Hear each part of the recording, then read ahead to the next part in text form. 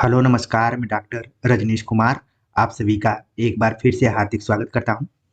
आज के video lecture में हम बात करेंगे CUET पीजी प्रवेश परीक्षा के दृष्टिकोण से और यूजीसी नेट हिंदी परीक्षा के दृष्टिकोण से प्रैक्टिस सेट नंबर 6 के ऊपर, जिसके माध्यम से हम कुछ नए और पुराने प्रश्नों को देखेंगे।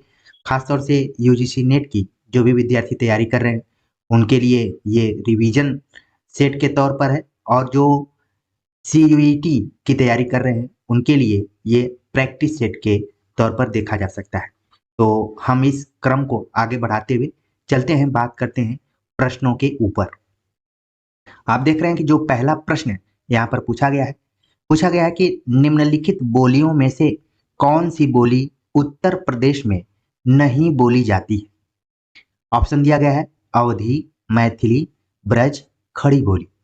तो उत्तर प्रदेश में खासतौर से एक स्टेट के बारे में ही यहाँ पर पूछा गया है, और पूछा गया है कि कौन सी बोली नहीं बोली जाती है। तो जैसे मैंने प्रश्न को डिस्क्राइब करने की कोशिश की, आप सभी के दिमाग में तुरंत इसका सही जवाब आ गया होगा, और कई विद्यार्थियों ने इसका सही जवाब दे दिया है। ऑप्शन सी इसका सही जवाब है मैथिली। मैथिली जो कि बिहार राज्य में बोली जाने वाली बोली है, जबकि अवधी आप देख रहे हैं कि उत्तर प्रदेश में बोली जाती है। ठीक है, इसके बाद ब्रज भी उत्तर प्रदेश में बोली जाती है, खड़ी बोली भी उत्तर प्रदेश में। अब आपके दिमाग में एक चीज और आना चाहिए कि ब्रज और खड़ी बोली जो कि पश्चिमी हिंदी के अंतर्गत आती हैं, और अवधी आप देख रहे हैं कि पूर्वी हिंदी के अंतर्गत। मैथिली जो कि बिहारी हिंदी के अंतर्गत है, एकदम से क्लियर है। तो इसी तरीके से कोरिलेट करके आप अपनी जितनी भी जानकारी है प्रैक्टिस सेट के दौरान यूज करिए, जिससे कि आप अधिक से अधिक अपने अंदर आत्मविश्वास ला सके। तो इसका सही जवाब तो हमने बता दिया सी, और अन्य चीजों के बारे में भी बता दिया। चलते हैं दूसरे प्रश्न के ऊपर, देखते हैं। प्रश्न है कि पुरानी हिंदी नामकरण किसने किया। ऑप्शन दिया गया है हजारी प्रसाद द्विवेदी, रामचंद्र शुक्ल, इंशा अल्लाह खां, चंद्रधर शर्मा गुलेरी। तो पुरानी हिंदी का नामकरण किसने किया, बहुत ही इंपॉर्टेंट क्वेश्चन। सही जवाब आपके दिमाग में तुरंत आ गया, बिल्कुल सही जवाब ऑप्शन डी, चंद्रधर शर्मा गुलेरी। ये वही चंद्रधर शर्मा गुलेरी हैं जिन्होंने उसने कहा था नाम से कहानी लिखी थी, और कछुआ धर्म एक इनका निबंध है, बहुत ही इंपॉर्टेंट है, परीक्षाओं में खूब पूछा जाता है। अब बात करते हैं अगले प्रश्न के ऊपर। अगला प्रश्न है, पूछा गया है कि हिंदी को राजभाषा के रूप में मान्यता कब मिली। ऑप्शन दिया गया है 26 जनवरी 1950, 14 सितंबर 1949, 15 अगस्त 1947, 14 सितंबर 1955। तो हिंदी को राजभाषा के रूप में संविधान में कब मान्यता मिली थी, इसका सही जवाब है ऑप्शन बी, 14 सितंबर 1949। इसीलिए 14 सितंबर को हिंदी दिवस भी मनाया जाता है। ये भी हो सकता है कि कभी परीक्षा में पूछ लिया जाए। चलते हैं, बात करते हैं अगले प्रश्न के ऊपर। अगला प्रश्न है, छ ध्वनि का उच्चारण स्थान क्या है। दंत्य, ओष्ठ्य, तालव्य, वर्ज्य। तो छ जो है, च के बाद छ आने वाला जो वर्ण है, इसका उच्चारण स्थान क्या है। तो सही जवाब हो गया ऑप्शन सी, तालव्य। च वर्ग जितने भी आते हैं वो सब तालव्य के अंतर्गत आते हैं, और भाषा विज्ञान पर हमने विस्तार से वीडियोज बनाए हुए हैं, समय निकालकर जरूर देखिए, आपको काफी आनंद आएगा। इसी के तरह आप देखेंगे कि श भी इसी के अंतर्गत आता है, जिसको कि हम तालव्य श कहते हैं। तो ध्यान में रखना है कि च वर्ग के पूरे वर्ण किसमें आते हैं, तालव्य उच्चारण स्थान में आते हैं। अगले प्रश्न पर बात करें तो अगला प्रश्न है कि किन रचनाकारों की भाषा को संधा भाषा कहा गया है। बहुत ही इंपॉर्टेंट क्वेश्चन।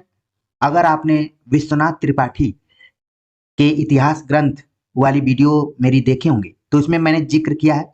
वैसे आचार्य रामचंद्र शुक्ल का इतिहास ग्रंथ पढ़ेंगे तो वहां भी संधा भाषा का जिक्र किया गया है, और खास तौर से एक जो कवि समूह है उन्हीं से जुड़ा हुआ है। ऑप्शन दिया गया है बौद्ध सिद्ध, जैन मुनि, संत कवि, रासक परंपरा के कवि।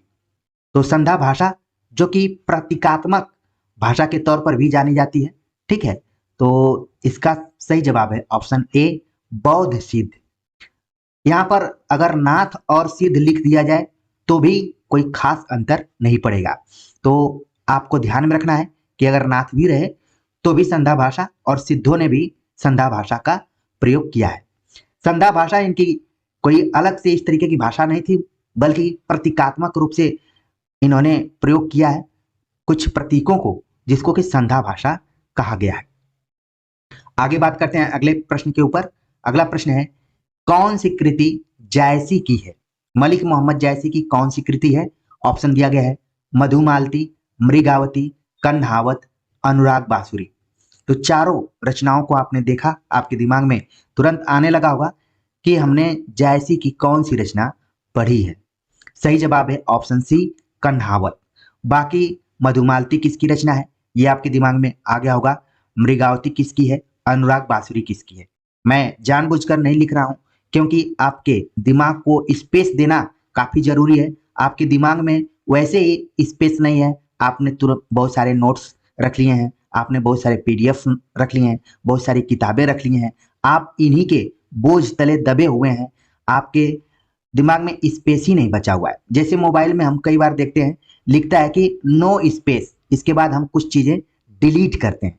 तो हमने भी सोचा कि क्यों मैं लिखूं, आपके दिमाग में तुरंत आ गया होगा कि मधुमालती, मंझन, मृगावती, कुतुबन, अनुराग बांसुरी, नूर मोहम्मद। इसी टाइप से आपको अपने दिमाग में फिक्स कर लेना है, बैठाते जाना है। चलते हैं आगे, बात करते हैं अगले क्वेश्चन के ऊपर। अगला प्रश्न है, हिंदी साहित्य के आरंभिक काल को सिद्ध सामंत काल किसने कहा है? ऑप्शन दिया गया राम कुमार वर्मा, राहुल साकृत्यायन, गणपति चंद्रगुप्त, मिश्र बंधु। तो प्रश्न में पहले तो बता दिया गया कि आरंभिक काल को सिद्ध सामंत काल किसने कहा है।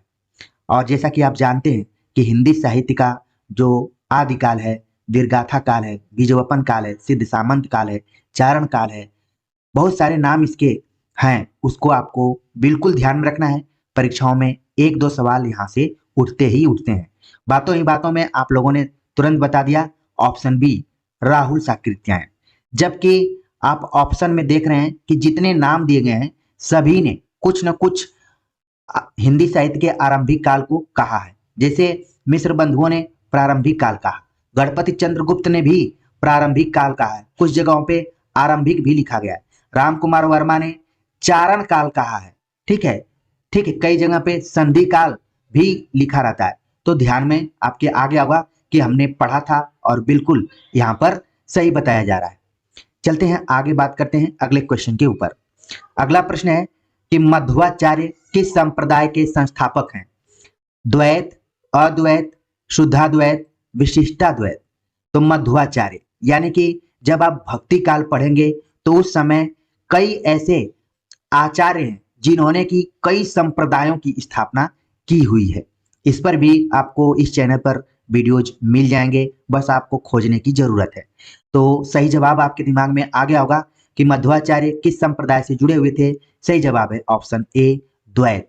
इसके अतिरिक्त अद्वैत से कौन जुड़ा हुआ है, विशिष्टाद्वैत से कौन जुड़ा हुआ है, शुद्धाद्वैत से कौन जुड़ा है, ये बिल्कुल आपके दिमाग में बैठ गया होगा। शंकराचार्य, रामानुजाचार्य, वल्लभाचार्य, इन लोगों का नाम, जिन जिन मैंने संप्रदायों का नाम लिया, जुड़ा हुआ है। तो संकेतों को भी समझना है। चलते हैं आगे, बात करते हैं। अगला प्रश्न है, तुलसीदास की किस रचना का संबंध ज्योतिष से है? तुलसीदास की कौन सी ऐसी रचना है जिसका संबंध ज्योतिष से है? ऑप्शन दिया गया है रामलला नैछू, जानकी मंगल, हनुमान बाहु, रामाज्ञा प्रश्न। जब आप देख रहे हैं तो आचार्य रामचंद्र शुक्ल की दृष्टि में तुलसीदास नाम से मैंने एक वीडियो बनाई हुई है, जरूर आप उसको जाकर देखें, वहां से बहुत सारा आपको तथ्य क्लियर मिलेगा। तो ज्योतिष से संबंधित जो ग्रंथ है, बिल्कुल सही जवाब आप लोगों ने दिया, रामाज्ञा प्रश्न। एक सवाल इससे और जुड़ा हुआ है कि रामाज्ञा प्रश्न नाम से तुलसीदास ने ज्योतिष विषय वस्तु पर आधारित ये ग्रंथ तो जरूर लिखा, लेकिन इनको सलाह दिया था पंडित गंगाराम शास्त्री ने, जो कि इनके दोस्त थे, ठीक है। गंगाराम ज्योतिष के विद्वान थे, उन्होंने कहा कि राम आ गया प्रश्न नाम से एक रचना लिखो। इसके अतिरिक्त आप देख रहे हैं कि जो हनुमान बाहुक है, तुलसीदास ने बाहु पीड़ा के कारण इसको लिखा हुआ है। जानकी मंगल में पार्वती विवाह का जिक्र किया गया है। रामलला नछू सोहर पर आधारित है, तो इनकी विषय वस्तुओं को भी आप बिल्कुल ध्यान में रखिए। इसी तरीके से अगर अभ्यास करेंगे तो निश्चित तौर पर आप आगामी परीक्षाओं में सफल होंगे। अगला प्रश्न है कि निम्नलिखित में से कौन से रीति सिद्ध कवि हैं? तो तुरंत आपके दिमाग में आ गया होगा कि ये रीतिकाल से जुड़ा हुआ प्रश्न है, और रीतिकाल को आचार्य विश्वनाथ प्रसाद मिश्र ने 3 भागों में विभाजित किया है, रीतिबद्ध, रीति सिद्ध और रीति मुक्त। तो रीति सिद्ध के अंतर्गत कौन है? ऑप्शन दिया गया है देव, बिहारी, मतीराम, पद्माकर। तो तुरंत आपके दिमाग में आया होगा कि बिहारी इकलौते ऐसे कवि हैं जिनको कि रीति सिद्ध धारा के अंतर्गत रखा गया है। बाकी जितने भी नाम आप देख रहे हैं इसमें सभी नाम रीतिबद्ध धारा से जुड़े हुए हैं। ठीक है, बाकी रीति मुक्त से कौन कौन है पिछले अभ्यास सेट में हमने बात कर लिया था। अगला प्रश्न है हिंदी प्रदीप के संपादक थे। ऑप्शन दिया गया है भारतेंदु हरिश्चंद्र, बालकृष्ण भट्ट, प्रेमघन, राधा कृष्णदास। तो हिंदी प्रदीप काफी इंपॉर्टेंट ये पत्र है और इसके संपादक भी बहुत ही इंपॉर्टेंट है। सही जवाब हो गया, आप लोगों ने बिल्कुल सही जवाब दिया कि बालकृष्ण भट्ट ने हिंदी प्रदीप का संपादन किया था। अब सवाल उठता है कि किस सन में किया था और कहां से किया था, ये आपके दिमाग में तुरंत आ जाना चाहिए, तभी मानकर चलिए कि आप सही दिशा में तैयारी कर रहे हैं। बताने के लिए सारी चीजें मैं बताऊंगा, लेकिन समय का भी हमें ख्याल रखना है। अगला प्रश्न है शेर सिंह का शस्त्र समर्पण के रचनाकार है। ऑप्शन दिया गया है सूर्यकांत त्रिपाठी निराला, रामधारी सिंह दिनकर, सुभद्रा कुमारी चौहान, जयशंकर प्रसाद। तो शेर सिंह का शस्त्र समर्पण के रचनाकार हैं ऑप्शन डी, इसका सही जवाब है जयशंकर प्रसाद। तो इसको बिल्कुल ध्यान में रखिए। बाकी अगले क्वेश्चन पे बात करते हैं। अगला प्रश्न है कि कभी कुछ ऐसी तान सुनाओ जिससे उथल पुथल मच जाए, किसकी पंक्ति है? ऑप्शन दिया गया बालकृष्ण शर्मा नवीन, राम नरेश त्रिपाठी, माखनलाल चतुर्वेदी, सोहन लाल द्विवेदी। तो इस पंक्ति को देखने से तो यही लगता है कि कहीं न कहीं वीर रस से युक्त ये पंक्ति है कि जो कवि की पंक्तियां हैं, कभी कुछ ऐसी तान सुनाओ जिससे कि हलचल मच जाए, उछल पुछल मच जाए। सही जवाब है ऑप्शन ए बालकृष्ण शर्मा नवीन, इनका उपनाम है नवीन। चलते हैं अगले क्वेश्चन पे बात करते हैं। अगला प्रश्न जैसे ही आप लोगों ने देखा होगा, पिछला प्रैक्टिस सेट आपके दिमाग में बैठ गया होगा, इस पर मैंने विस्तार से आपको बताया था। प्रश्न दिया गया है इनमें से कौन नकेनवादी रचनाकार नहीं है, क्योंकि मैंने बताया था कि इस तरीके से सवाल पूछा जा सकता है। ऑप्शन दिया गया है नलिन बिलोचन शर्मा, केसरी कुमार, केदारनाथ सिंह, नरेश। तो तुरंत आपके दिमाग में आ गया कि नहीं पूछ रहा है, तो ऑप्शन सी इसका सही जवाब होगा।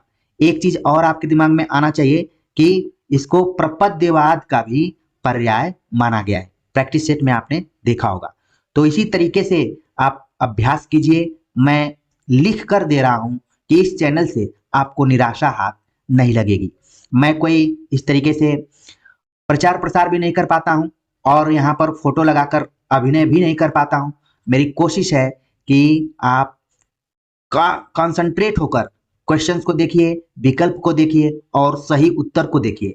जब मेरा मन आप लोगों से सामने आकर बातचीत करने का मन करेगा तो मैं खुद वीडियो बना लूंगा। वैसे तो आप लोगों ने मुझे देखा भी होगा और अपने दिल में भी बैठाया होगा। चलते हैं, बात करते हैं। मन की बात करने के बाद हरिजन गाथा किसकी रचना है? ऑप्शन दिया गया है धूमिल, नागार्जुन, लीलाधर जगुड़ी, आलोक धनुआ। हरिजन गाथा आपके दिमाग में तुरंत आ गया होगा ऑप्शन बी, नागार्जुन की रचना है, कविता है हरिजन गाथा। तो इसको ध्यान में रखिए, कई बार हो सकता है कि विधा पूछ दे, तो ये क्या है? कविता है। आगे बात करते हैं। अगला जो प्रश्न है पूछा गया है इनमें से कौन सी रचना कृष्णा सोबती की है? ऑप्शन दिया गया है विजन, आवा, जिंदगी नामा, चितकोबरा। तो कृष्णा सोबती द्वारा कौन सी रचना लिखी गई है? आपके दिमाग में तुरंत इसका सही जवाब आने लगा होगा। ऑप्शन सी इसका सही जवाब है जिंदगी नामा। बाकी आवा किसने लिखा है, चितकोबरा किसने लिखा है, इन दोनों रचनाओं के रचनाकार आपके दिमाग में बैठने चाहिए। ये जो नाम दिया गया है विजन, ये ऐसे विकल्प कंप्लीट करने के लिए दिया गया है। चलते हैं, बात करते हैं अगले प्रश्न के ऊपर। प्रश्न है, ताजमहल का टेंडर किसका नाटक है?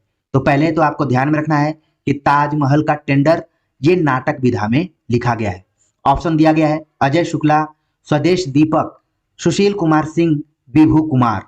तो ताजमहल का टेंडर के नाटककार कौन है? सही जवाब है ऑप्शन ए, अजय शुक्ला। ठीक है, तो इनको ध्यान में रखिए। आगे बात करते हैं। अगला प्रश्न है, अनुमितिवाद की अवधारणा किसकी है? ऑप्शन दिया गया है भट्टनायक, विश्वनाथ, भट्टलोलट, शंकु। तो जैसा कि आप जानते हैं, अनुमितिवाद का संबंध रस सूत्र की व्याख्या से जुड़ा हुआ है। रस सूत्र की व्याख्या किसने दिया था? भरत ने दिया था। इसके बाद 4 आचार्यों ने इसकी व्याख्या की, उसमें से एक है अनुमितिवाद।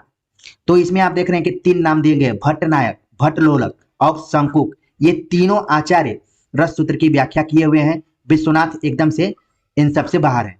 तो अब आपको बताना है कि अनुमितिवाद किसकी अवधारणा है? सही जवाब हो गया ऑप्शन डी, शंकुक की अवधारणा को हम अनुमितिवाद कहते हैं। और जो भट्टनायक हैं, इनका है भुक्तिवाद। ये भी आपके दिमाग में तुरंत बैठ जाना चाहिए। भट्टलोलट का है उत्पत्तिवाद या फिर आरोपवाद। ठीक है, तो इसी तरीके से आप बढ़िया से पढ़ेंगे तो कोई ऐसी परीक्षा नहीं है जिसको आप न निकाल पाए। ठीक है, चलते हैं आगे, बात करते हैं अगले प्रश्न के ऊपर। अगला प्रश्न है, अलंकारों को काव्य का शोभा कारक धर्म किसने माना है? एक पंक्ति है जिसका कि हिंदी में अनुवाद कर दिया गया है, काव्य शोभा करान धर्मान अलंकारान। ठीक है, उसी को हिंदी में कन्वर्ट कर दिया गया है कि अलंकारों को काव्य का शोभा कारक धर्म किसने माना है? ऑप्शन दिया गया है भामा, दंडी, मम्मट, क्षेमेंद्र। तो इसका सही जवाब आपके मन में तुरंत आ गया होगा।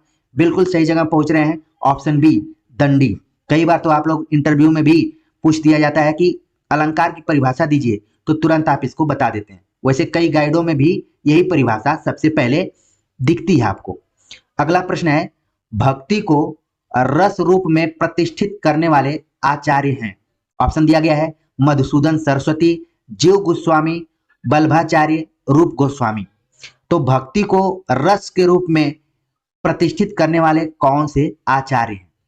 तो ऑप्शन आप देख रहे हैं, बड़ा ही ये थोड़ा सा क्रिएटिव ढंग का क्वेश्चन यहाँ पर पूछा गया है। आपके दिमाग में इसका सही जवाब आने लगा होगा।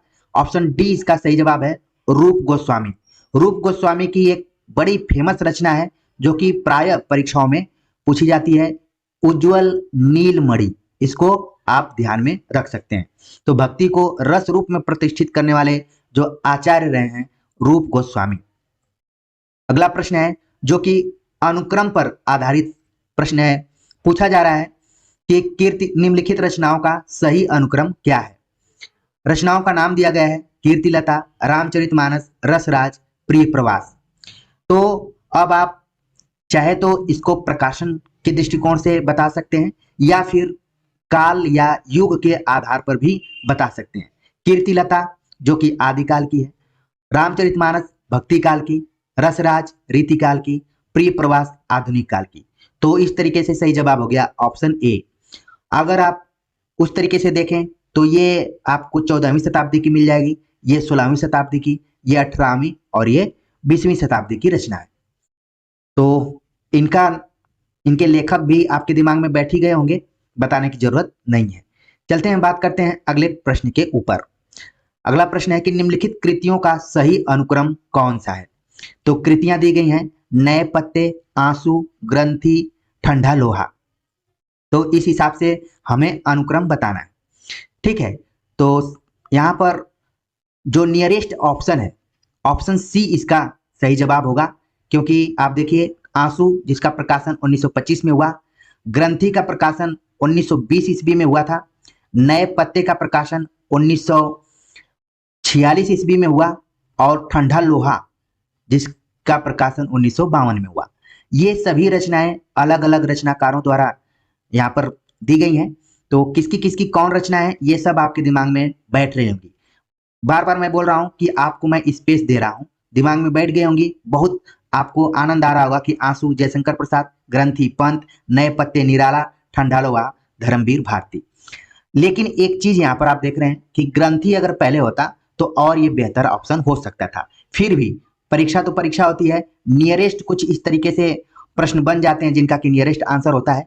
तो ये प्रैक्टिस के दौरान इसको चाहता तो मैं क्वेश्चन को हटा भी सकता था, लेकिन क्योंकि हम प्रैक्टिस कर रहे हैं, कई बार जब हम क्रिकेट खेलते हैं तो वाइड बॉल, नो बॉल इत्यादि भी होती हैं, या फिर कमर से ऊपर भी बॉल जाती हैं, तो अभ्यास करेंगे तो हम घबराएंगे नहीं। ठीक है, चलते हैं, बात करते हैं अगले क्वेश्चन के ऊपर।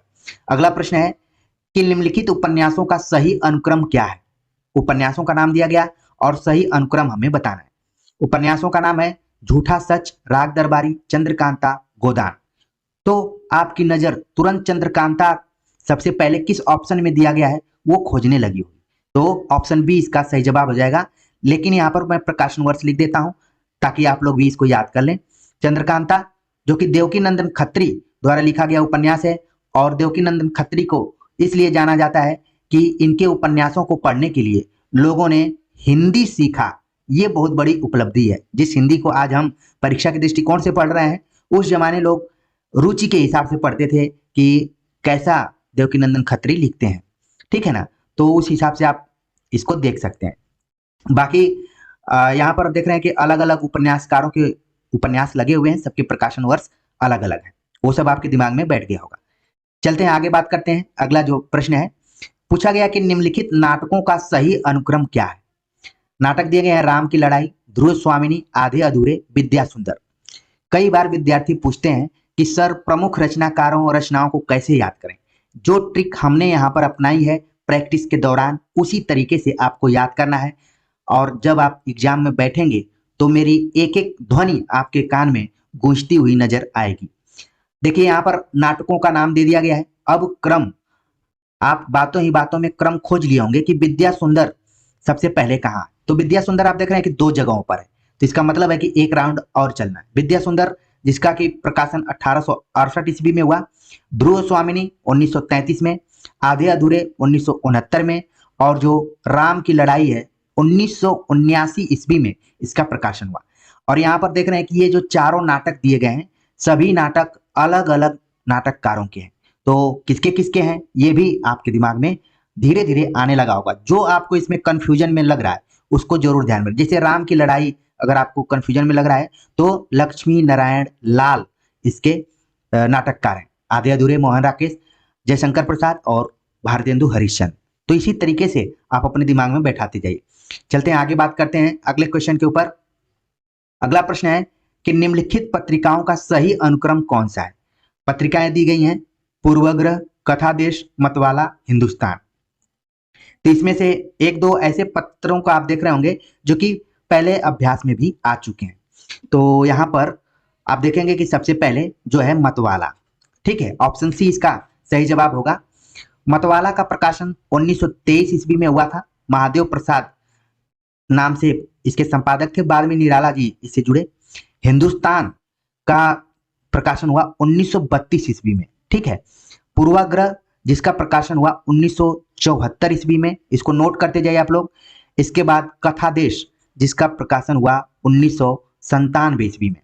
तो मतवाला जैसा कि मैंने निराला से जोड़ दिया। पूर्वाग्रह आपने नाम सुना होगा अशोक वाजपेयी, ठीक है, ये उससे जुड़े हुए थे, तो इनको ध्यान में आप रख सकते हैं। बाकी तीन चारों पत्र पत्रिकाओं का जो प्रकाशन वर्ष है उनको ध्यान में रखिए। चलते हैं आगे, बात करते हैं अगले क्वेश्चन के ऊपर। अगला प्रश्न है, पूछा गया है कि निम्नलिखित कहानियों का सही अनुक्रम कौन सा है। कहानी दी गई है तिरिच, शरणागत, तीसरी कसम, उसने कहा था। तो इसका जवाब आप चाहे तो प्रकाशन वर्ष के दृष्टिकोण से दे सकते हैं या फिर काल समय के अनुसार दे सकते हैं। तो सबसे पहले आपके दिमाग में आ रहा होगा कि उसने कहा था, जिसका कि प्रकाशन 1915 में, शरणागत, फिर तीसरी कसम, फिर तिरिच। यहाँ पर भी आप देख रहे हैं कि अलग अलग कहानीकारों के नाम इसमें हैं, अलग अलग कहानीकारों की कहानियां हैं। तो किसकी किसकी हैं, जैसे कि गुलेरी का हो गया, अज्ञे, रेणु और उदय प्रकाश। तो इसी तरीके से आप अपने दिमाग में पूरा फिक्स कर लीजिए। कुछ विद्यार्थी कर भी लिए होंगे तो आपको कोई दिक्कत नहीं होगी। चलते हैं आगे, बात करते हैं अगले क्वेश्चन के ऊपर। अगला प्रश्न है कि निम्नलिखित निबंधों का सही अनुक्रम क्या है। निबंधों का नाम दे दिया गया और सही अनुक्रम बताना है हमें। ऑप्शन दिया गया है चिंतामणि, अशोक के फूल, चितवन की छां, रस आखेटक। तो निबंधों को आप देख रहे हैं तो किसी एक निबंधकार के निबंध नहीं है, अलग अलग निबंधकारों के निबंध हैं। तो सबसे पहले हम देखते हैं चिंतामणि, जिसका प्रकाशन 1939 में हुआ और ये चिंतामणि कुल 4 भागों में संपादित है, ये भी आपको ध्यान में रखना है। अशोक के फूल, जिसका प्रकाशन 1948 में, चितवन की छां, जिसका प्रकाशन हुआ 1953 में, और रस आखेटक, जिसका प्रकाशन हुआ 1970 ईस्वी में। अब क्योंकि मैंने कहा था कि सभी निबंध अलग अलग निबंधकारों के हैं, तो किसके किसके हैं, ये हो गया आचार्य रामचंद्र शुक्ल के, ये हजारी प्रसाद द्विवेदी के, ये हो गए विद्यानिवास मिश्र के, और ये कुबेरनाथ राय के। तो इस तरीके से आप अपने दिमाग में बैठाते जाइए। चलते हैं आगे, बात करते हैं अगले क्वेश्चन के ऊपर। अगला प्रश्न है जो विभिन्न वाद रहे हैं, खासतौर से हिंदी में भी और पाश्चात्य साहित्य में, उन वादों के क्रम को हमें बताना है। पूछा गया कि सही अनुक्रम कौन सा है। ऑप्शन दिया गया अस्तित्ववाद, संरचनावाद, यथार्थवाद, मनोविश्लेषणवाद। तो इसका सही अनुक्रम क्या हो सकता है? तो आप भी इसको ऑप्शन को देख रहे होंगे, चारों में घुमा फिरा कर दिया गया है। ऑप्शन बी इसका सही जवाब है, यथार्थवाद, मनोविश्लेषणवाद, अस्तित्ववाद और संरचनावाद। तो इस तरीके से यही है इसका बढ़ता हुआ क्रम। पहले यथार्थवाद आया, फिर मनोविश्लेषणवाद, फिर अस्तित्ववाद, फिर संरचनावाद। ठीक है, तो ऑप्शन बी इसका क्या है, सही जवाब है। आगे बात करते हैं। अगला जो प्रश्न है, जो कि सुमेलित पर आधारित प्रश्न है, और इस तरीके के प्रश्न वर्तमान समय में खूब पूछे जा रहे हैं, और देखने में सभी प्रश्न संख्या में एक है, लेकिन इनकी संख्या एक से अधिक है इनडायरेक्टली अगर देखा जाए तो। पूछा गया है कि जो लेखकों के नाम हैं उनकी रचनाओं से हमें सुमेलित करना है। रेखाएं बोल उठी, अतीत के चलचित्र, जिंदगी मुस्काई, मील का पत्थर। तो जैसे इन रचनाओं का मैंने नाम पुकारा, आपके दिमाग में आ गया होगा कि किस विधा में, ये विधा अन्य गद्य विधाओं के अंतर्गत है ये सब। ठीक है, तो सबसे पहले हम मिलान करते हैं। अतीत के चलचित्र, जो कि महादेवी वर्मा का हो गया, तो 1 लिख दिए। फिर हमें आ रहा है कि रेखाएं बोल उठी, देवेंद्र सत्यार्थी की, ये भी रचना कई बार सिंगल प्रश्न के रूप में भी आती है। जिंदगी मुस्काई, जो कि कन्हैया लाल मिश्र प्रभाकर, इनके द्वारा होगी। मील का पत्थर, जो कि राम कुमार वर्मा का। तो इस तरीके से इसका जो ऑप्शन बन रहा है 3 1 5 2, 3 1 5 2। अब हम देखेंगे कि 3 1 5 2 किस में दिख रहा है, तो ऑप्शन डी इसका सही जवाब है। तो इसमें से आप देख लीजिए जो रचना आपको नई लग रही है या फिर जिसमें कंफ्यूजन था उसको नोट कर लीजिए। अगला प्रश्न काफी मुझे मशक्कत करवाया और लगा कि इस प्रश्न के बारे में थोड़ा सा वक्त लेकर आपको बताना पड़ेगा। पूछा गया कि इन साहित्य इतिहास ग्रंथों को उनके लेखकों के साथ सुमेलित कीजिए। अब इस प्रश्न को अगर आप सॉल्व कर लेंगे तो उन चुनिंदा इतिहास ग्रंथों के बारे में आप जान जाएंगे, जिसको कि आप सिंगल प्रश्न अगर आएगा तो भी कर लेंगे। देखिए इसमें कहा गया हिंदी साहित्य का नया इतिहास, हिंदी साहित्य का वैज्ञानिक इतिहास, हिंदी साहित्य का आलोचनात्मक इतिहास, हिंदी साहित्य की संवेदना का विकास। तो आप देख रहे हैं कि जैसे नाम मैंने पुकारा इन ग्रंथों का, आपके दिमाग में इनके लेखकों का नाम जरूर आ गया होगा। मान लीजिए आपको आ रहा है हिंदी साहित्य का आलोचनात्मक इतिहास, राम कुमार वर्मा। ठीक है, तो अगर प्रकाशन वर्ष भी याद आ रहा है तो भी कर सकते हैं। अब हिंदी साहित्य की संवेदना का विकास, रामस्वरूप चतुर्वेदी, इनको भी नोट कर सकते हैं। कुछ नामों में थोड़ा थोड़ा अंतर भी है। ठीक है, अब हिंदी साहित्य का वैज्ञानिक इतिहास, तो इसको आप लगा सकते हैं गणपति चंद्र गुप्त। अब यहाँ पर देखिए सवाल पूछा गया है हिंदी साहित्य का नया इतिहास, तो सही मायने में हिंदी साहित्य का जो नया इतिहास लिखा गया है वो राजेंद्र मिश्र द्वारा लिखा गया है। ठीक है, हिंदी साहित्य का नया इतिहास भी आपको मार्केट में मिल जाएगा, जिसके लेखक हैं डॉक्टर राजेंद्र मिश्र। लेकिन इस पेपर में पूछने का जो मंतव्य था वो था हिंदी साहित्य का दूसरा इतिहास को लेकर। ठीक है, अगर नया के स्थान पर दूसरा आ जाता तो इसका ऑप्शन क्या हो जाता, बच्चन सिंह हो जाता। तो ये भी ऐसा प्रश्न है जिसको कि हम नियरेस्ट आंसर के दृष्टिकोण से ही सॉल्व करेंगे। लेकिन ध्यान रखिए आपको एक नई जानकारी यहाँ पर मिली कि हिंदी साहित्य का नया इतिहास भी मार्केट में उपलब्ध है, जो कि राजेंद्र मिश्र द्वारा लिखा गया। बाकी जितने भी ग्रंथों का नाम आपने देखा उससे आप भली भांति परिचित हैं और सबके प्रकाशन वर्ष से भी परिचित हैं। तो ऑप्शन क्या बनेगा इसका? 5213, 5213। तो अभी ये नियरेस्ट आंसर है। क्यों है? क्योंकि बच्चन सिंह दिया हुआ है तो यहाँ पर इसका दूसरा नाम होना चाहिए था, दूसरा इतिहास, लेकिन नया इतिहास से इसको जोड़ दिया गया। इस तरीके के प्रश्न कई बार विद्यार्थियों को बेचैन करने के लिए पूछ दिए जाते हैं, तो इसीलिए तो हम प्रैक्टिस कर रहे हैं। चलते हैं आगे, बात करते हैं अगले प्रश्न के ऊपर। अगला प्रश्न है कि इन काव्य पंक्तियों को उनके कवियों के साथ सुमेलित कीजिए। पंक्तियां हैं, पेट पीठ दोनों मिलकर एक हैं, सांप तुम सभ्य हुए नहीं, एक आदमी रोटी बेलता है, श्वानों को मिलता दूध भात, भूखे बालक अकुलाते हैं। पंक्तियों को जैसे मैंने बोला आपके दिमाग में रचनाकारों का नाम आने लगा होगा और बिल्कुल हम मिलाते हैं। मान लीजिए मुझे आ रहा है सांप तुम सभ्य नहीं हुए, ये किसका है? अज्ञे का। सीधे सीधे एक छोटी सी इनकी कविता है सांप नाम की, वहीं से उठा लिया गया। एक आदमी रोटी बेलता है, एक आदमी रोटी सेकता है, तो ये संसद से सड़क तक जो कविता है, बहुत ही फेमस कविता धूमिल की, वहां से पंक्ति उठा ली गई है। श्वानों को मिलता दूध भात, ये दिनकर का हो गया। और पेट पीठ दोनों मिलकर एक है, ये किसकी रचना हो गई? निराला की। तो इस तरीके से हम देख रहे हैं कि इसका ऑप्शन जो होना चाहिए 3521, 3521 होना चाहिए। तो सही जवाब हो गया ऑप्शन सी। बाकी आप नोट कर लीजिए कि कौन किसकी पंक्ति है, अगर जो नहीं आ रही है उसे। चलते हैं आगे, बात करते हैं अगले प्रश्न के ऊपर। पंक्तियों पर ही आधारित है। पंक्ति दी गई है, अति सुधो सने को मार्ग है, साजी चतुरंग वीर रंग में तुरंग चढ़ी, गुलगुली गिल में गलीचा है गुणीजन है, आगे के कबीरीज हैं तो कविताई, न तो राधिका कन्हाई सुमिरन को बहानो है। बड़ी ही इंपॉर्टेंट पंक्ति और खूब आप इसको पढ़े होंगे। तो पहले इसी से हम मिलान करते हैं। भिखारी दास, ध्यान में रखना है भिखारी दास, भिखारी ठाकुर नहीं। अब अति सुधो सने को मार्ग है, इसको आंख बंद करके आप बता देंगे कि ये तो घनानंद की है। तो परीक्षा में अगर एक दो भी मिल जाते हैं तो आप मिला लेते हैं, फिर भी हम अभ्यास कर रहे हैं, कॉन्फिडेंस बढ़ाने के लिए कर रहे हैं, तो मिलाते जाएंगे, ठीक है। तो इस तरीके से हम मिलान कर रहे हैं। तो जो मिलान बन रहा है वो क्या बन रहा है? 5 3 और इसके बाद 1, तो 5 3 1 2 हम देख लेते हैं। 5 3 1 2, 5 3 1 2, ऑप्शन डी इसका सही जवाब हो रहा है। चलते हैं आगे, बात करते हैं अगले प्रश्न के ऊपर, जो कि काव्य भाषा पर आधारित प्रश्न है और देखा जाए तो नए ढंग का प्रश्न है। एक तरफ रचनाओं का नाम है, दूसरी तरफ रचनाएं जिस भाषा में है उसका नाम दिया गया है। विजय पाल रासो, चर्या गीत, कीर्तिलता, खुसरो की पहेलियां। तो सबसे पहले जो आपको आ रहा है उसको मिलान करिए आप। मान लीजिए आपको आ रहा है कि विजय पाल रासो, जो कि अपभ्रंश में लिखा गया है। अगर कवि का नाम आपके दिमाग में आ रहा है तो बहुत अच्छी बात है, नहीं आ रहा है तो अभी भाषा के दृष्टिकोण से ही देखते हैं। खुसरो की पहेलियां, जो कि हिंदवी भाषा में, जिसको कि हम खड़ी बोली के आसपास मान सकते हैं।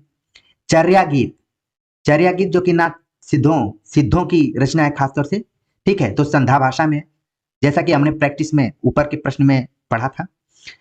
अब यहाँ पर मामला एक और फंस रहा है, नियरेस्ट आंसर की तरह ही कीर्तिलता की अगर आप भाषा देखेंगे तो ये अवहट्ट भाषा में लिखी गई है।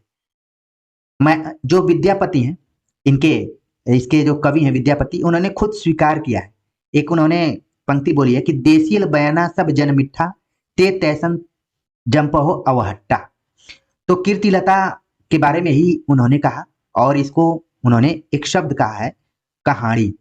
तो देखिए यहाँ पर मैथिली दिया हुआ है, यहाँ पर होना चाहिए था अवहट्ट, ठीक है। जबकि अगर मैथिली है तो कीर्तिलता के स्थान पर दूसरी रचना होनी चाहिए थी, वो होनी चाहिए थी पदावली। तो इस तरीके से अगर आप चीड़ फाड़ कर लेते हैं तो ये मानकर चलिए कि आप सही क्या है और गलत क्या है उसको सही से समझ पा रहे हैं। ऐसा नहीं है कि ये प्रश्न गलत है तो आप सवाल करने लगे कि कैसा प्रैक्टिस सेट करा रहे हैं, गलत है। यही तो है, यही तो हम चीड़ फाड़ कर रहे हैं कि कैसे प्रश्न बनाने वाले भी कई बार सोकर प्रश्न बना देते हैं। तो खैर चलते हैं, हम लोग सोए हुए नहीं है, जगे हैं। विजय पाल रासो, जिसको कि मैंने बता दिया कि अपभ्रंश में, चर्या गीत आपका हो गया संध्या भाषा में, कीर्तिलता को अवहट्ट में मान लेते हैं तो आई भी हो गया, और खुसरो की हो गई। तो इस तरीके से 2 3 4 1 2 3 4 1, तो ऑप्शन सी इसका सही जवाब होगा। ऑप्शन तो मिल रहा है लेकिन इधर सब गड़बड़ झाला हुआ है। फिर भी आप लोग इस प्रश्न से और उत्तर से बिल्कुल संतुष्ट हुए होंगे कि चीड़-फाड़ बहुत जरूरी है। चलते हैं आगे, बात करते हैं अगले प्रश्न के ऊपर। बहुत ही इंटरेस्टिंग ये प्रश्न है। पूछा गया है कि इन संस्थाओं को उनके स्थानों के साथ सुमेलित कीजिए। संस्थाएं दी गई हैं, नागरिक प्रचारणी सभा, साहित्य अकादमी, एशियाटिक सोसाइटी, राष्ट्रभाषा प्रचार समिति। तो जैसे ही मैंने इनका नाम लिया आपके दिमाग में तुरंत जगहों का नाम भी आ गया होगा, और अगर प्रकाशन वर्ष याद आ जाए तो सबसे बेहतर होगा। नागरिक प्रचारणी सभा जिसका कि संबंध काशी से है, तो इसको मैं 3 कर दिया। साहित्य अकादमी जिसका संबंध दिल्ली से है, तो 1। एशियाटिक सोसाइटी जिसका संबंध कलकत्ता से है, और ये वही एशियाटिक सोसाइटी है जहां से फोर्ट विलियम कॉलेज का भी संबंध रहा है और ग्रियर्सन का भी यहाँ से संबंध रहा है। ठीक है, राष्ट्रभाषा प्रचार समिति वर्धा हो गए। तो इस तरीके से 3 1 4 5 3 1 4 5 हम इसमें मिला लेते हैं। सही जवाब हो गया ऑप्शन डी। इसी तरीके से प्रैक्टिस सेट करते जाना है, बहुत ही आनंद आएगा। आपको पता भी नहीं चलेगा कि हमने कितने प्रश्नों को देख लिया। देखने में तो आंकड़े में 35वां क्वेश्चन ही चल रहा है, लेकिन आप अपने दिल से पूछे तो न जाने कितने क्वेश्चन हो गए होंगे। सवाल पूछा जा रहा है कि इन नाटकों को उनके नाटककारों के साथ सुमेलित कीजिए। अब नाटक दिए गए हैं, कोमल गांधार, मुक्ति का रहस्य, कर्फ्यू, माधवी। तो जैसे ही मैंने नाटकों का नाम लिया आपके दिमाग में नाटककार आ गए होंगे। ठीक है, तो हम मिलान करते हैं। जैसे कि माधवी नाम का जो नाटक है वो किसका हो गया, भीष्म साहनी का हो गया, तो डी का ए कर दिया। कर्फ्यू, कर्फ्यू जो नाटक है वो हो गया आपका लक्ष्मी नारायण लाल का। मुक्ति का रहस्य वो लक्ष्मी नारायण मिश्र का। कोमल गांधार जो कि शंकर शेष का। तो इस तरीके से जो यहाँ पर ऑप्शन बन रहा है वो बन रहा है कि 4 3 5 1, 4 3 5 1, यानी कि पहला ऑप्शन जो है वही सही हो रहा है। यहाँ पर आपको ध्यान में रखना है कि लक्ष्मी नारायण मिश्र और लक्ष्मी नारायण लाल के नाटक कौन कौन से हैं। कई बार इसमें कंफ्यूजन भी हो जाता है, इसलिए हमें ज्यादा ध्यान रखना है। ठीक है, चलते हैं आगे, बात करते हैं अगले क्वेश्चन के ऊपर, जो कि नाटकों के चरित्रों यानी पात्रों के ऊपर आधारित है। पूछा गया है कि सुंदरी, कल्याणी, उर्वी, कनक किस नाटक के पात्र हैं।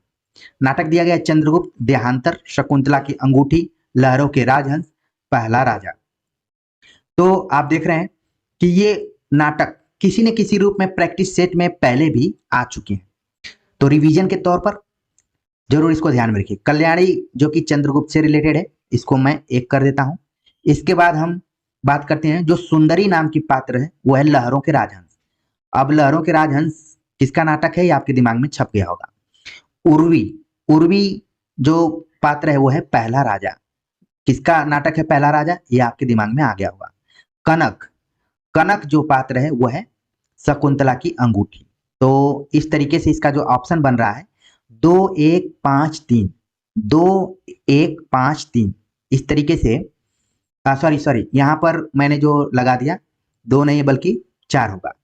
तो 4 1 5 3, 4 1 5 3 पहला। देखिए इसी तरीके से कई बार ना लिखने में भी गड़बड़ियां हो जाती हैं, तो फिर भी हम सही तक पहुंचे, तो इसको आप नोट कर लीजिए। आगे बात करते हैं अगले क्वेश्चन के ऊपर। अगला प्रश्न है कि कविताएं दी गई हैं और कवियों के साथ इनको मिलाना है। परिवर्तन, यमुना के प्रति, पेशोला की प्रतिध्वनि, सोन मछली। तो ये कविताएं हैं, इनको हमें मिलाना है। आप भी इसको मिलाना शुरू कर दिए होंगे। मान लीजिए मुझे आ रहा है परिवर्तन जो कि पंत का है, तो इसको 2 कर दिए। यमुना के प्रति निराला, तो इसको 3 कर दिए। पेशोला की प्रतिध्वनि जो कि प्रसाद की रचना है, तो इसको हम कर दिए 5। और सोन मछली जो कि अज्ञे की बहुत ही फेमस कविता, तो इसको कर दिए 1। तो जो ऑप्शन बन रहा है 2 3 5 1, 2 3 5 1, तो इस तरीके से सही जवाब हो गया ऑप्शन सी। हमें नीचे के ऑप्शन को उतना ध्यान नहीं देना है, ध्यान ऊपर वाले में ही देना है कि सही हमें सटीक जानकारी हो। बाकी तो मिलाने के लिए इसमें सी दिया है, कभी इसका आंसर दूसरा भी हो सकता है अगर सी को उठाकर बी में पेस्ट कर दिया गया तो। ठीक है, चलते हैं आगे, बात करते हैं। अगला जो प्रश्न है पूछा गया कि निम्नलिखित पत्रिकाओं को उनके संपादकों के साथ सुमेलित कीजिए। तो पत्रिका दी गई है पहल, वसुधा, ततभव, कथाक्रम। तो आपके दिमाग में आने लगा होगा कि पहल जो है वो ज्ञान रंजन द्वारा है, तो ए का मैं 3 कर दिया। वसुधा कमला प्रसाद, वसुधा को आप देखेंगे तो हरिशंकर परसाई से भी इसका जुड़ाव है। तद्भव जिसके संपादक हैं अखिलेश, तो इसको नोट कर लीजिए। कथाक्रम के संपादक हैं शैलेंद्र सागर। तो इसका जो ऑप्शन यहाँ पर बन रहा है 3-1-3-1-4-5, 3-1-4-5, तो ऑप्शन बी इसका क्या हुआ, सही जवाब हो गया। आगे बात करते हैं, अगला जो प्रश्न है जो कि स्थापना और तर्क पर आधारित है। स्थापना दी गई, मिथक सामूहिक जीवन का संचित अनुभव है क्योंकि इसे सामाजिक स्तर पर विश्वास का व्यापक आधार प्राप्त होता है। तो यहां पर स्थापना और तर्क दोनों क्या है, सही है। मिथक सामूहिक जीवन का संचित अनुभव होता है, ठीक है। अनुभव के आधार पर ही चीजें क्या धीरे धीरे मिथक में बदल जाती हैं, ठीक है। जैसे कई लोगों का मिथक है कि जिस दिन वो अगर वो शहर में तैयारी कर रहे हैं और खाना बनाते हैं, खुद रूम लेकर रहते हैं, तो जिस दिन मान लीजिए गेहूं बाहर सूखने के लिए डाल दिए या चावल सूखने के लिए डाल दिए, तो इस दिन बारिश हो गई, तो वो इसको मिथक बना देते हैं, बोलते हैं कि आज मैं गेहूं बाहर फैलाया हूं, बारिश जरूर होगी। तो ये क्या हो गया, मिथक हो गया धीरे धीरे। तो इसी तरीके से मिथक क्या है, संचित अनुभव है, तो सही हो गया। क्योंकि इसे सामाजिक स्तर पर विश्वास का व्यापक आधार प्राप्त होता है, ये भी बात क्या है, सही है। इस तरीके से ए और आर दोनों क्या है, सही हो गए। इसी तरीके से दोनों को कोरिलेट करके हमें बताना है। चलते हैं आगे, बात करते हैं। अगला जो प्रश्न है पूछा गया है, स्थापना के तौर पर उत्तर आधुनिकता के अनुसार तकनीक मनुष्यता की शत्रु है क्योंकि इससे मानव की नैसर्गिकता समाप्त हो गई और उसका अपनी प्रकृति से अलगाव हो गया है। तो ये बातें क्या है, ये बातें भी सही है। खासतौर से जैसे हम तकनीक की बात करें, मैं कई बार देखता हूं विद्यार्थी जब डिपार्टमेंट्स में आते हैं तो कोई नोटिस इत्यादि निकली रहती है, तो पहले विद्यार्थी इसको नोट कर लेते थे हाथों से। आजकल विद्यार्थी तुरंत कहते हैं कि सर लाइए फोटो खींच लेते हैं। ठीक है, तकनीकी का उपयोग करना चाहिए, लेकिन धीरे धीरे आप क्या कर रहे हैं, अपनी नैसर्गिकता को खत्म कर रहे हैं, ठीक है ना, जो आपकी नैसर्गिकता। इसीलिए जब परीक्षा होने लगती है तो विद्यार्थी हाथ झटकना शुरू करते हैं, बोलते हैं हाथ में बहुत दर्द हो रहा है, क्या किया जाए, क्योंकि आपने तो छोड़ दिया है, प्रैक्टिस करना ही छोड़ दिया है, तो फिर दर्द होगा ही, क्योंकि आपकी जो नेचुरलिटी है उससे आपने खिलवाड़ कर दिया, फोटो खींचते रह गए आप, ठीक है। और आजकल बच्चे तो पहले चीट बना कर लाते थे, आजकल तो मोबाइल लेकर ही बैठ जाते हैं कई बार और उसमें फोटो खींच लेते हैं। कहने का मतलब ये है, ये आपको मैं उदाहरण इसलिए बता रहा हूं कि तकनीक की जरूरी है, तकनीक जरूरी है, लेकिन वो धीरे धीरे आपकी शत्रुता भी, आपकी शत्रु भी बन जाती है, आपको पता भी नहीं चलता है। फिर भी चलते हैं, लिमिटेशन में हर एक चीज का उपयोग करना चाहिए। आगे बात करते हैं, अगला जो प्रश्न है पूछा गया है कि संसार में मनुष्य जाति के बीच कविता हृदय के भावों को लेकर ही उठी है, यह धारणा आज तक चली आ रही है। ये बात क्या है, सही है, क्योंकि कविता का संबंध कल्पना से है, यथार्थ से नहीं। ये बात एकदम से गलत है, तो ए सही हो गया और आर गलत हो गया, ठीक है। कविता का संबंध हृदय से है, क्योंकि जो कविता में चीजें होती हैं वो क्या होती हैं, भावनात्मक, जिसको कि पद्य बोला जाता है। और गद्य जब आप देखेंगे तो क्या होता है, विचार प्रधान होता है, ठीक है ना, ये अंतर है। और कहा जा रहा है कि कविता का संबंध केवल कल्पना से, ये बात एकदम से गलत है। कविता भी यथार्थ से जोड़ती है, जैसा कि अभी हमने ऊपर हरिजन गाथा और संसद से सड़क तक, ये सब तो कविताएं हैं, और जो भी निराला की हो गई, जितनी भी कविताएं हैं कहीं न कहीं यथार्थ से जुड़ी रहती हैं। चलते हैं आगे, बात करते हैं। अगला जो प्रश्न है पूछा गया कि काव्य की आत्मा रस है और गुण रस के धर्म है। ध्यान से पढ़ना है इसको, काव्य की आत्मा क्या है, रस है, और गुण क्या है, रस के धर्म है, क्योंकि गुण रस के उपकारक है। तो ये दोनों कथन क्या है, सही है, ए और आर दोनों सही है, ठीक है। काव्य की आत्मा को लेकर वाक्यम रसात्मकम काव्यम रमणीयार्थ प्रतिपादकम काव्यम, रस को कई बार काव्य की आत्मा माना गया है, और फिर गुण के आधार पर भी इसको डिवाइड कर दिया गया है कि मतलब कि ठीक है। इसमें वामन का मैं जिक्र करना चाह रहा था कि उन्होंने गुणों की संख्या 20 मान दी, तो 10 शब्द के आधार पर, 10 अर्थ के आधार पर, तो कहीं ना कहीं उसमें गुण भी शामिल है। आगे बात करते हैं, अगला जो प्रश्न है कि खंड काव्य में जीवन का खंड चित्र प्रस्तुत किया जाता है, इसलिए यह चरित्र काव्य का एक विशेष भेद है। तो इसमें कौन सा कथन सही है और कौन सा कथन गलत है? इसमें जो ए बताया गया है कि खंड चित्र प्रस्तुत किया जाता है, सही है। और कहा जा रहा है कि इसीलिए यह चरित्र काव्य है, ये क्या है? गलत है। क्योंकि जब आप राम के बारे में पढ़ेंगे, रामचरितमानस, देखिए इसमें चरित्र शब्द लगा हुआ, उसमें तो राम के किसी एक खंड जीवन के बारे में नहीं बताया गया, पूरा जन्म से लेकर मृत्यु के बारे में बताया गया। तो इसमें क्या है कि ए सही है और आर गलत हो गया। ठीक है, ऑप्शन सी इसका सही जवाब है। आगे बात करते हैं, अगला जो प्रश्न है कि जिस नायिका के शरीर में नव यौवन का प्रवेश हो रहा हो उसे मुग्धा नायिका कहते हैं और उसमें लज्जा भाव बड़ा प्रबल होता है। बात सही है। इसी कारण उसे परकीया नायिका की कोटि में गिना जाता है। ये क्या हो गया?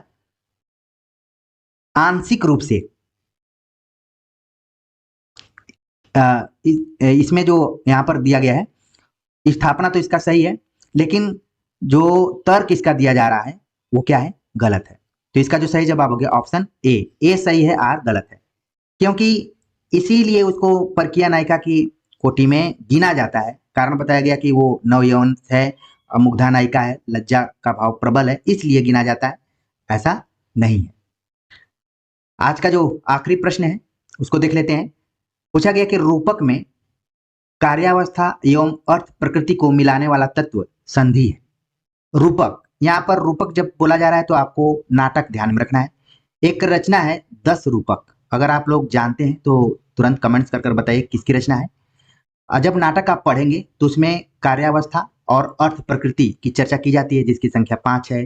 ठीक है, कार्यावस्था के भी भेद हैं।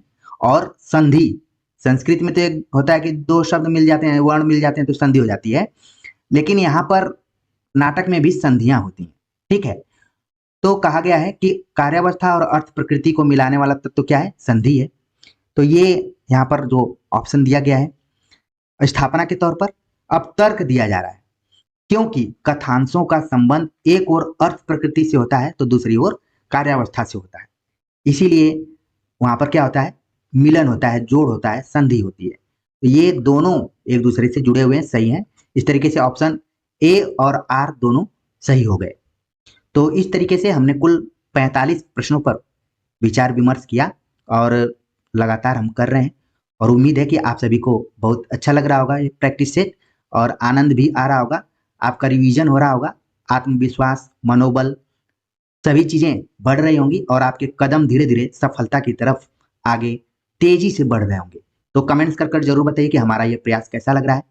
हम कोशिश बहुत करते हैं कि आप सभी को जितना हो सके दे सकें, लेकिन मैं आप सभी से ये अनुरोध करूंगा कि इस चैनल के बारे में अपने अन्य साथियों, मित्रों, दोस्तों, रिश्तेदारों को जरूर बताइए, जिससे कि मेरा भी मनोबल बढ़े। और आप लोगों को विश्वास नहीं होगा कि जब वीडियो लंबी होती हैं तो मैं बीच में जो ऐड आते हैं उनको भी हटा देता हूं, ताकि आपको बीच में कोई डिस्टरबेंस ना हो। तो इतना त्याग अगर मैं कर रहा हूं तो मेरे लिए थोड़ा सा आप वक्त निकाल कर लोगों को तो बता ही सकते हैं।